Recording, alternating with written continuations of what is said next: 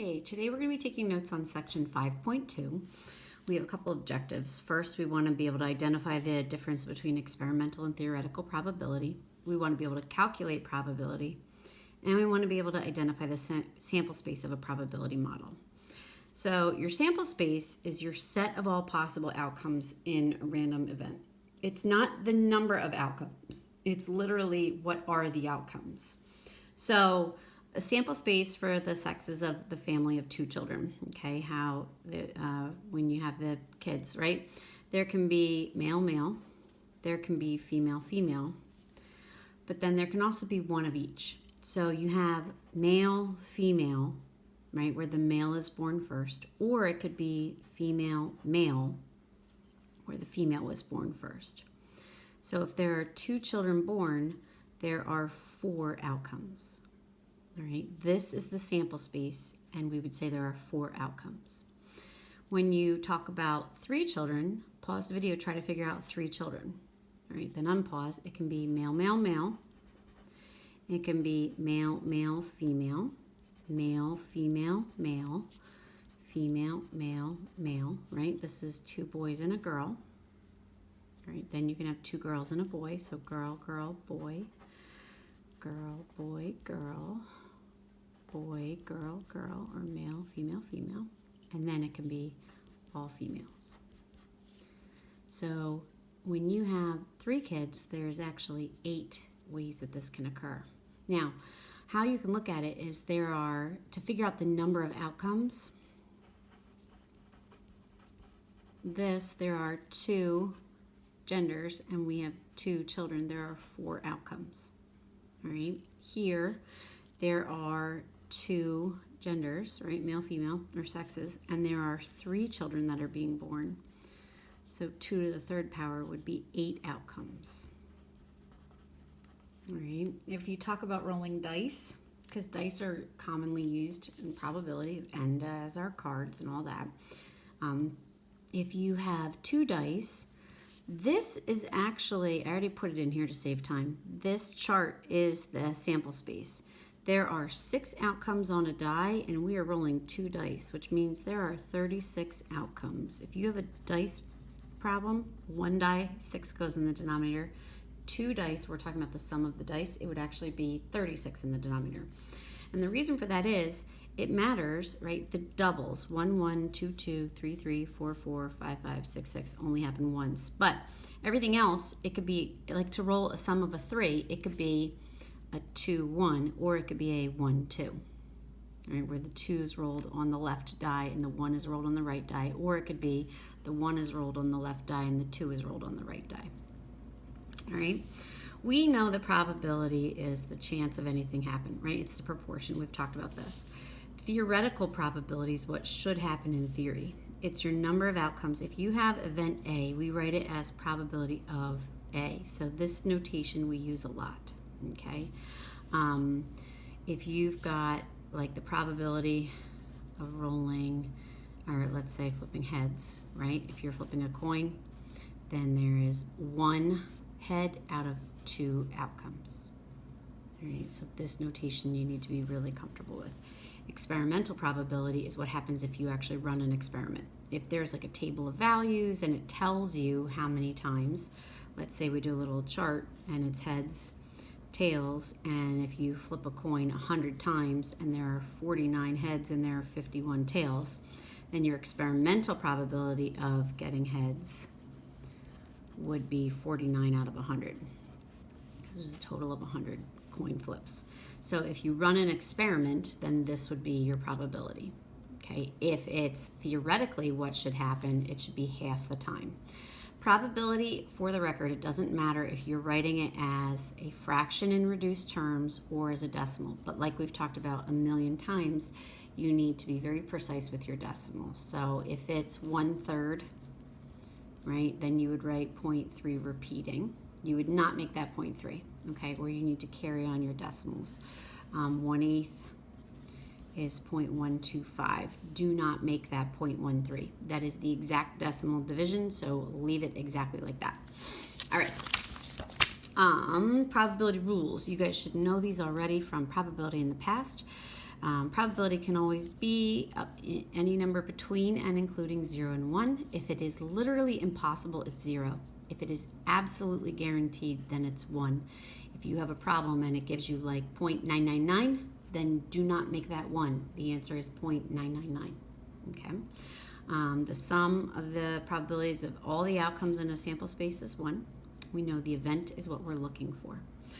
One new term we have is complement. This is different than complementary angles in geometry.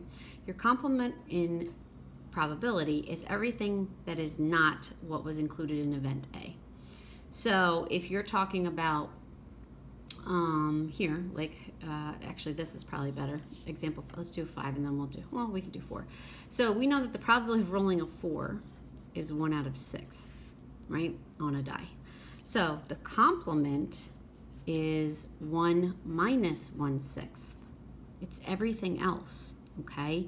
You can write it as a to the c power. This c, you would literally just leave it as c. You don't plug a number in. It's the complement. So if probability of rolling a 4 is 1/6, then we could say the probability of not rolling a 4, so it'd be 4 to the c, is if everything adds up to 1, 100%, 1 minus 1/6, we'd be left with 5/6. Now, I know that problem's easy. You could just figure that out in your head, most likely, but it gets trickier as it goes on. So, example 5, what's the complement of selecting a month and getting a name that begins with a J?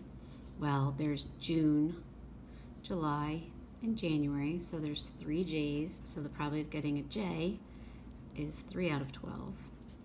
So the probability of not getting a J is 1 minus 3/12. There are 9 months in the year that don't begin with a J, or 3/4. Again, you can write 3/4, you can write 0.75. Usually we don't write 75%, we write 0.75. That's just the grown-up way of doing this. All right, probability models are when we make a little table. This is a probability model. Okay, it's just a way of organizing our data.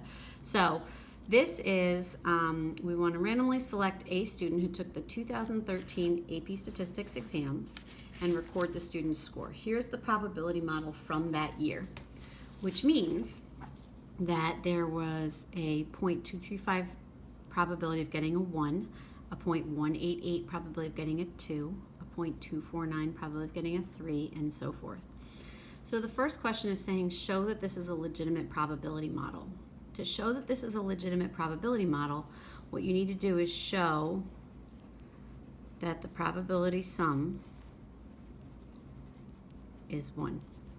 Okay, you need to literally write down 0.0235 plus 0.188 plus 0.249 plus 0.202 plus 0.126. Throw them in your calculator. Make sure they actually add up to 1. They love to have that be a trick problem or multiple choice. Which of these is valid? Which of these is not valid? All right. Not valid is when they don't add up to 1. Or let's say you have a negative, right? Probability can't be negative. So it might add up to 1, but they'll throw a negative probability in there and then it doesn't work. All right. If we want to find the probability that a student scored 3 or better, we would have the probability of greater than or equal to 3. If you want to get used to that notation, that means that it's 3 or higher. So it's 0.249 plus 0.202 plus 0.126. You are required to show where your math comes from. Okay. If you throw this in your calculator and just write an answer of 0.577, you will lose points. All right, I'm grading the same way the College Board does. You are not allowed to just have magic decimals appear out of nowhere. You have to show where it comes from. So you need your notation, right, and then what the decimal equals after you show your work. Okay, so then we've got that. Now, let's talk about some big probability stuff. All right, you guys, I'm hoping, already are familiar with the notation for intersections, all right, and union. All right, intersection is when it can be event A and event B at the same time, and this is the symbol we use for intersection. Union is when we're saying it's event A or event B, and you have this, okay? For it to be an intersection, this could be like male and senior. You can be a male and a senior at the same time, all right? Whereas this would be a junior or a senior. You're a junior or you're a senior, but you are not both. They are not overlapping, okay? We are going to have a bunch of the same of terms. So we call events disjoint or mutually exclusive if they don't overlap, which means they cannot occur at the same time. You have to read the problem and determine if the context of the problem means that the events can overlap. This would be an example of overlapping events, or not overlapping. This would be an example of not overlapping. If they don't overlap, which means they are mutually exclusive, which means they're disjoint, okay, and they can't occur at the same time. If you are figuring that out, then this is the formula you would use. The probability of A or B happening is you just add them together. All right, add up your two probabilities, probability of junior plus probability of senior.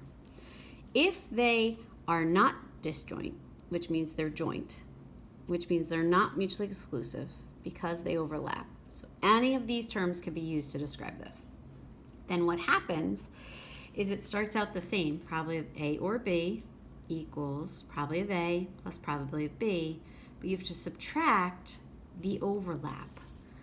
You have to subtract the overlap. You have to subtract the probability that it can be A and B at the same time. All right. This formula is on your formula card. Because remember, even though right now things are open notes, there's no guarantee that your AP exam is going to be open notes. If we're in school, it's going to be probably going to be a paper and pencil test, right? Or a computer test, but in a room with no open notes, okay? Like in school. So you got to make sure that you're still holding true to keeping that in the forefront of your mind, okay? So let's go through a couple problems. All right. When you read a word problem for the whole year, because for the rest of the year is pretty much all word problems, when you're reading a word problem, you want to make sure that you're looking at jotting stuff down as you're tackling the problem. So on New Year's Eve, the probability of a person driving while intoxicated is 0.32. This is just totally fictitious, okay? So I'm going to write probability of intoxicated, 0.32. The probability of a person getting in a car accident, right, a driving accident, is 0.09. And the probability of a person having a driving accident while intoxicated is 0.06. So intoxicated and accident. All right, I use the union symbol. The intersection symbol. I use the intersection symbol is 0.06.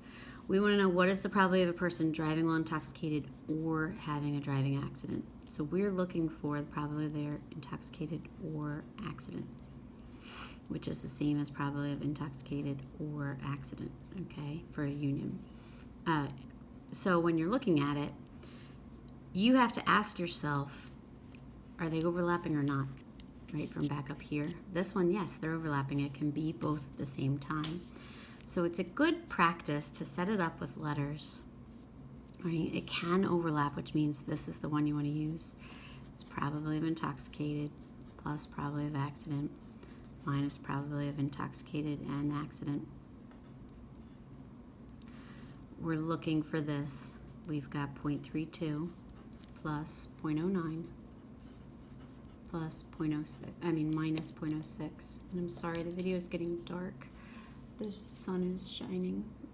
It's in my window. It's coming in my window, so I'm sorry there's a glare. But if I move my screen, it'll be crazy town. Okay, you're going to throw this in your calculator. 0.32 plus 0.09 minus 0.06 should leave you with 0.35. And that's your answer. All right, so it would be expected that you have to show where things are coming from. Okay, so pause the video, try number 8 on your own, and then come back and let's talk about it. All right, in a group of athletes, there's a 30% chance they play soccer, a 22% chance they play basketball, There's a 44% chance of the athlete playing soccer or basketball.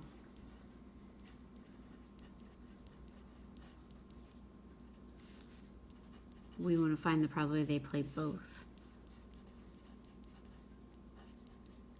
That's what we're looking for. So this time, so first, do they overlap? Yes, there's absolutely overlap. So since there's overlap, we need to go with the overlap formula. Okay, so it's going to be the probability of soccer or basketball is equal to the probability of soccer plus probability of basketball minus probability of soccer and basketball, or minus the probability of both, the overlap. All right, probability of soccer or basketball is 0.44. All right, here probability of soccer 0.3, basketball 0.22 minus, this is what we're looking for, so I'm going to put an X, right? This is what we're looking for. So I'm going to have 0.44 equals 0.52 minus X. So when I solve for X, I get what? 0.08 equals X. There's an 8% probability that an athlete plays both. Okay. As we're cruising through, we got a bunch of problems to take a look at. Number 9. Suppose we choose a member of the sample at random. So what's the relationship between educational achievement and home ownership? A random sample of 500 U.S. adults was selected. Each member of the sample was identified as a high school grad or not, and as a homeowner or not.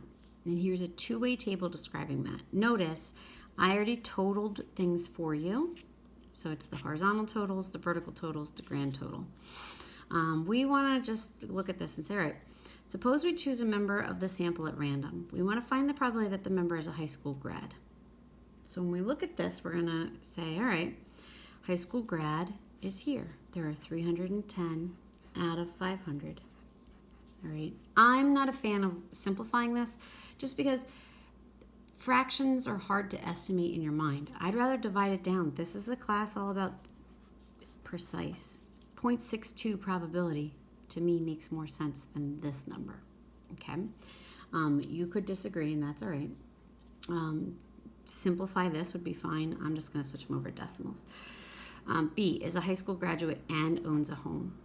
So a high school graduate and owns a home is talking about this cell right here, this 221. So it's 221 out of 500, which becomes 0.442. This is an example. Leave it exactly as 0.442. Well, how would we do high school grad or owns a home? So you have to ask yourself, now that it's an or, does it overlap or not? High school grad or owns a home, yes, overlaps. You can have a grad plus owns a home, but you have to subtract, probably they're both, grad and owns a home. Our grads are 310. The probability of owning a home is 340 out of 500. But this 310 and this 340 double counted this 221. So I'm going to subtract 221 out of 500 to get my answer, right? This becomes 429 out of 500, which is 0.858. Now, for a two-way table, if you notice that they're overlapping, you could just add the cells. Add 119 plus 221 plus 89, and just make sure you don't double add the 221. If you use that strategy, that's perfectly fine. Then you wouldn't need to subtract. You took care of that subtraction by not double counting it. Perfectly acceptable strategy. All right. If we talk about a Venn diagram, you guys have done Venn diagrams a million times before, I'm sure. Okay. When you do a Venn diagram, you might want to set it up, if we call them G and H. Okay, G for grad, H for homeowner. Okay, you want to start, I always start my Venn diagram with the overlap. This space here is grad oops, sorry, I'm off the screen. Grad and homeowner, this space here, this is my overlap. How many were my grads and my homeowners? 221. Okay, well, what's the probability that they're a homeowner, right? If you have 221 that were grads, how many were not a grad? The 119. Over here in the grad circle, there are 310 grads total. 221 are homeowners, 89 are not. Okay, this space out here is what? This space out here means not a grad and not a homeowner. This represents 71. Not a grad and not a homeowner, this 71. If we want to go through here, if we want to break down what this Venn diagram meant, in the intersection of our two circles, in words, that meant what? If you want pause, try to fill this in on your own with the G's and the H's, G's and H's, right? Union or intersection, C for complement, not a homeowner would be C to the C, not a grad would be G to the C, and then figure out the counts, all right? And then I'm going to go through it now. So your intersection of two circles, you have grad and owns home. That's both. So it's grad and owns home, 221. Inside circle G, but outside circle H is this 89, which means they're a grad and not own home. Grad and not owns a home is H to the C. Inside circle H, but outside circle G is this 119, which means they're not a grad and they own a home. So it's grad to the C and they're a homeowner. Okay, not a grad and a homeowner. Outside both circles means they're not a grad and not own a home. They're not a grad and they don't own a home, and that was the 71. All right, so what I want you guys to take a look at is I want you to do numbers 10 and 11 on your own. Okay, do 10 and 11, the next 2 pages. Set up your Venn diagram, make a two-way table, figure out how you're going to go through them, and then we're going to talk about these in class, the next class session.